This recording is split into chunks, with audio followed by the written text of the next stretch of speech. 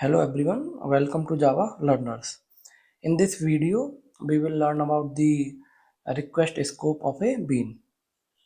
The Spring framework provides several bean scopes that determine the life cycle and visibility of a bean in the application context. The bean scopes are singleton, prototype, request, session, application, and WebSocket. The last four scopes request, session, application and WebSocket are specifically designed for web applications. Let's understand the request scope of a bean. In Spring, a request scoped bean is a bean that is created once per HTTP request and it is destroyed when the request completes. What does this mean? This means that when the application receives an HTTP request, it creates an instance of the request scope bean specifically for that specific request.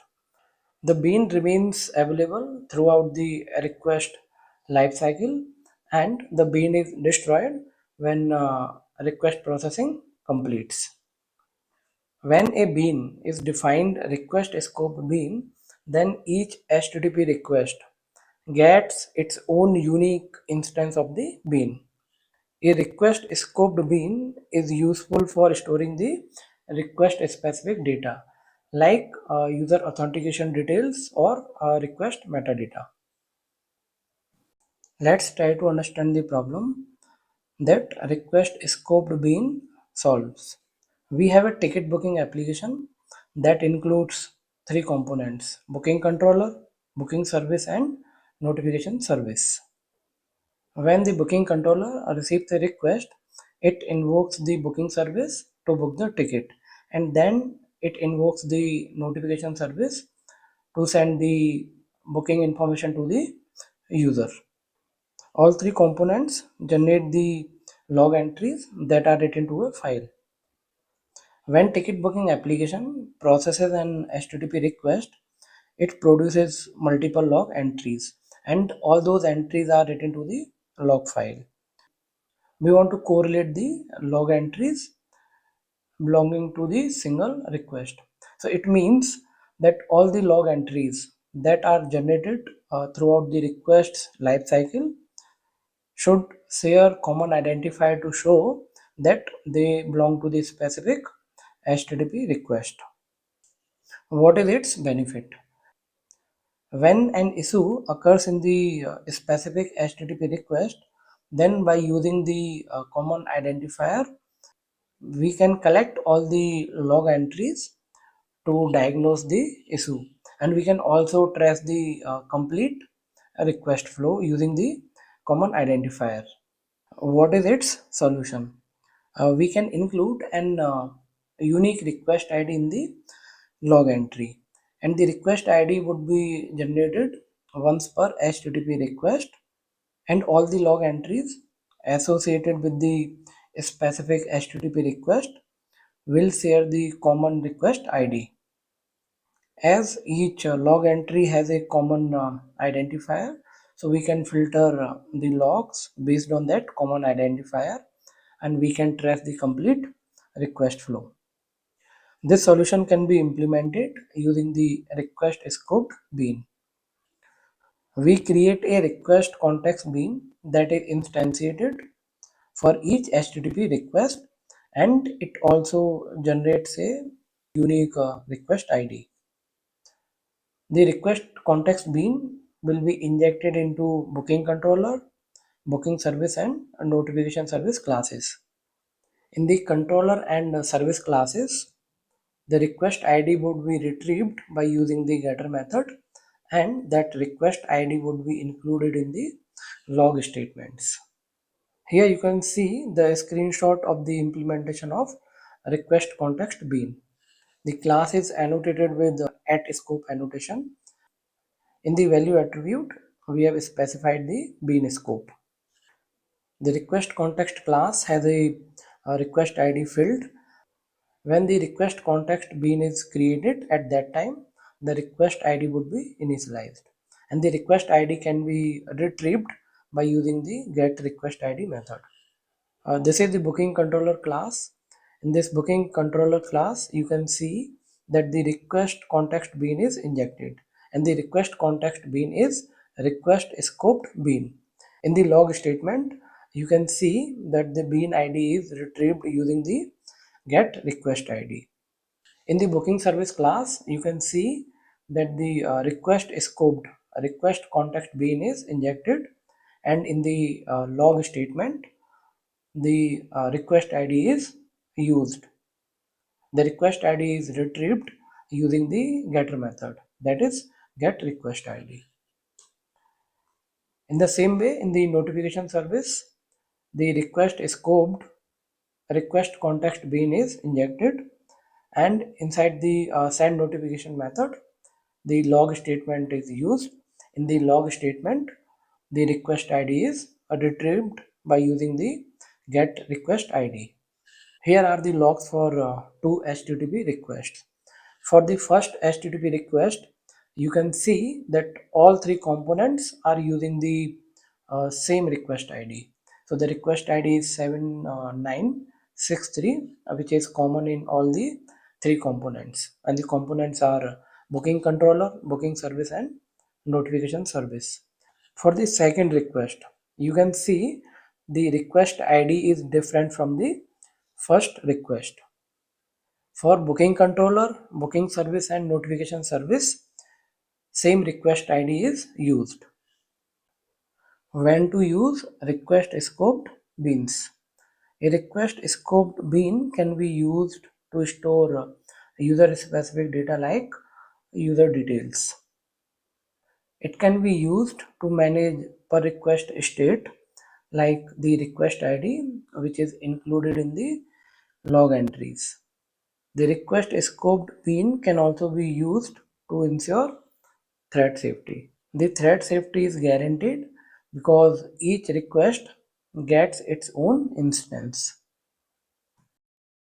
To understand the request scope bean, I am going to take an example of ticket booking application. Here in this diagram, you can see all the components of the ticket booking application.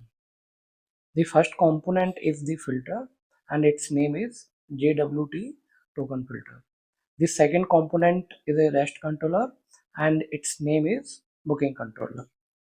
The third component is a service that includes booking service and notification service. The fourth component is a user context bean that would be injected into JWT token filter, booking service, and notification service. When a user sends a request to the ticket booking application, the request is first intercepted by JWT token filter. The JWT token filter validates the request, and after the successful validation of the request, it forwards the request to the REST controller, that is booking controller. The booking controller uses the booking service to book the ticket. After booking the ticket, the booking controller uses the notification service to send the notification to the user about the booking of the ticket. The user context class holds the information of the current user, and that information would be user ID and name of the user. The user context class will be declared a bean by applying the add component annotation on it, and the scope of the bean would be request.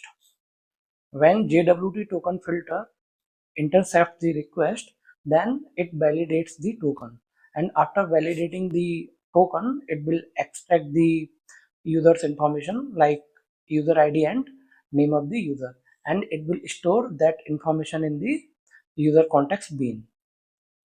The user context bean is also injected into booking service and notification service classes.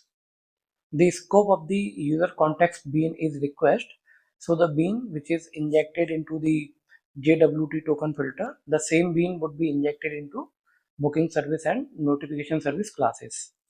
The current user's information that is set by JWT token filter into the user context bean, the same user's information would also be available in the booking service and notification service classes. The booking service will use the user's information to book the ticket, and then the notification service will use the user's information to send the notification about the booking to the user. I have created a Spring Boot project.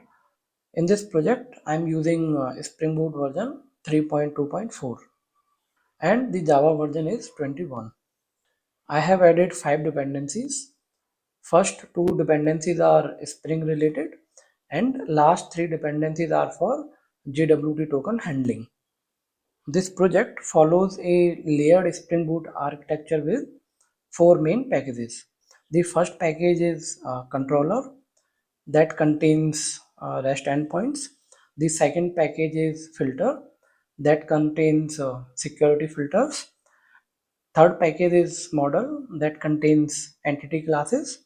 And the fourth package is service that contains service classes. I have uploaded the project to GitHub. The project name is request-scope. I will share the project link in the description.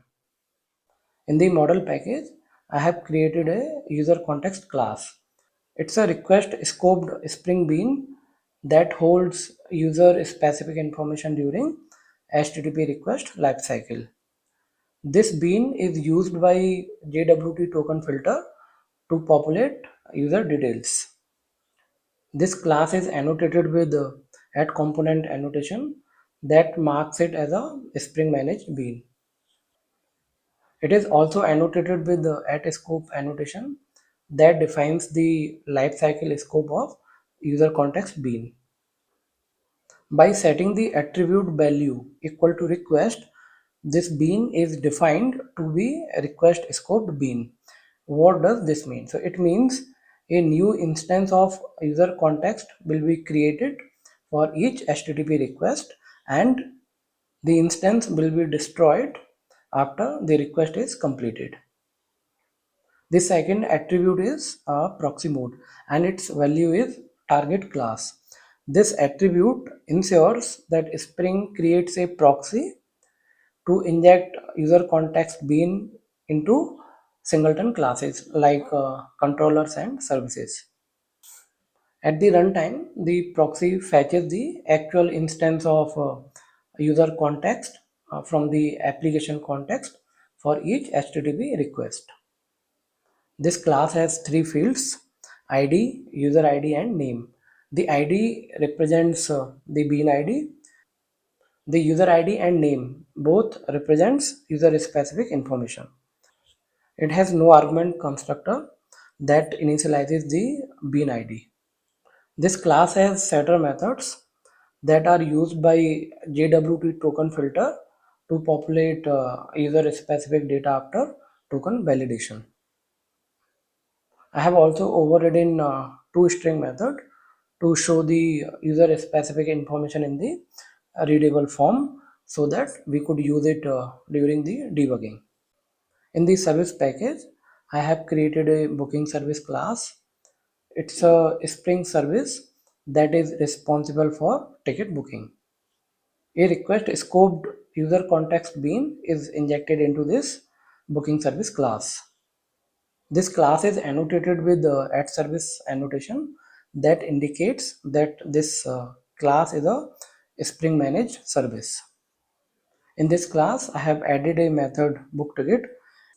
In the bookTicket method, I have added the logging to track user context object. The user context object will contain user ID, name of the user, and bean ID. And we will use this user context object for the verification of request scoped bean. Then this method proceeds with the ticket booking logic. Upon successful ticket booking, the booking details are logged and a confirmation message is returned. In the service package, I have also created a notification service class. It's a Spring service that is responsible for sending the notification to the user. A request scoped user context bean is injected into this notification service class. This class is annotated with the @service annotation that indicates that this class is a Spring managed service. In the send confirmation method, I have added the logging to track user contact object, and the user contact object will have user ID, name of the user, and bean ID, and we will use this information to verify this user context bean. Then this method proceeds with the notification sending logic.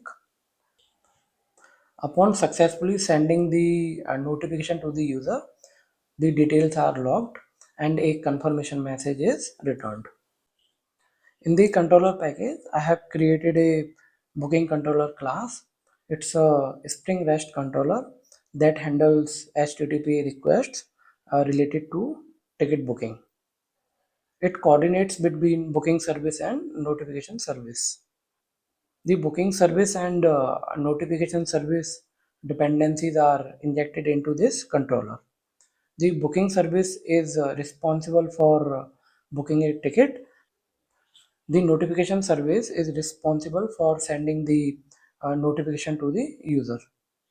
The book ticket method implements the logic to book the ticket and to send the notification to the user. It returns a confirmation message to the user after successfully booking a ticket. When a user sends a request to ticket booking application to book a ticket, the request must include JWT token. The token should contain user details like name of the user and user ID.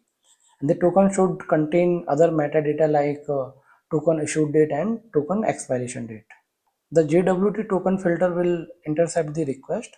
It will extract the JWT token from the request. It will validate the token, and after the successful validation of the token, it will populate the user details into user context bean.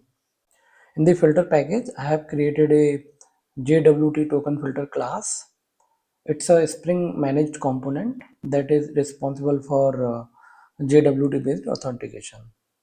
It intercepts incoming HTTP requests, validates them, and populates users' information into user context bean. The JWT token filter extends once per request filter class that ensures that JWT token filter is executed once per HTTP request. A request scoped user context bean is injected into the JWT token filter, and a secret key is also injected, which is defined in application.properties file. A no argument constructor is also defined, and a logging statement is added into the no argument constructor.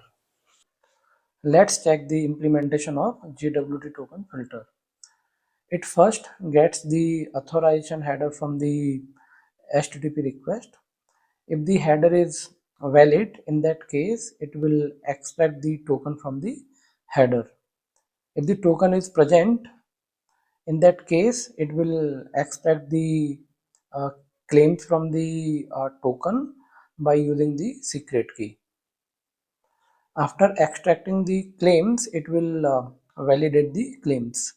So here in the validate token method, you can see that I have added the statements to check the expiration date. So if the token is expired, in that case, JWT exception will be thrown. Here we can add further validations. If the validations are successful, then it will populate the user's information into a user context bean. I have added logging statements to track user context object. When this filter is executed, then the request proceeds to the next filter. If token validation fails, in that case 401 unauthorized error will be sent to the user and filter chain will be discontinued. To generate the JWT token for testing purpose, in the service package, I have created a JWT token service class. Generate secret key method of this class will generate the secret key, and generate token will use that secret key to generate the token. Token will be valid for 30 minutes. I'm not going to explain this code. You can go through it. In the claims, I have added the user specific information and the user ID is added in the subject. Now I'm going to run it. Here you can see that the secret key is generated and the token is also generated. I'm going to copy both from here and going to paste it into the notepad. I'm going to copy this secret key from here and I'm going to paste it in the application.properties file.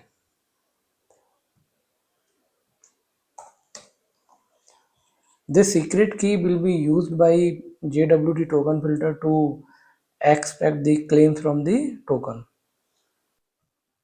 It is not recommended to define secret key in the application.properties file, and I'm going to test it locally, so that's why I am putting this secret key in the application.properties file. Now I'm going to run the application. Here you can see that the application is running on port 8080. JWT token filter bean is created at the application startup. So I'm going to clean these logs. I'm going to use Postman to send the request to the application. So here you can see that it's a GET request and this is the URL for the request. In the authorization header, you have to select the type of the token. So there are multiple options here. I'm going to use bearer token. And in the token, we need to provide the token which was generated. So from the notepad, I'm going to copy it and I'm going to paste it here. Now I'm going to send the request. Here you can see the confirmation message that ticket is booked successfully. Now let us check the logs. Here you can see that the user context bean is created and its bean ID is 887E. I'm going to pick last four characters for the identification. And then this user context bean is populated by JWT token filter. I have added the logging statements in the JWT token filter to log the user context bean information. So that's why we are seeing this bean information. The user context bean, which is injected in the JWT token filter, is also injected into the booking service and notification service. In the booking service and notification service, I added the logging statements to display the user context bean information. So in the booking service, you can see that the user context bean ID is 887E, and in the notification service, the user context bean ID is 887E. So which is same as the user context bean which is injected in the JWT token filter. So in this particular request scope, the same user context bean is used. So let me do one thing. Let me send the request again. Here you can see that user context bean is created again, and now its bean ID is D701 and it is different from the previous one. And then the user context object is populated by JWT token filter.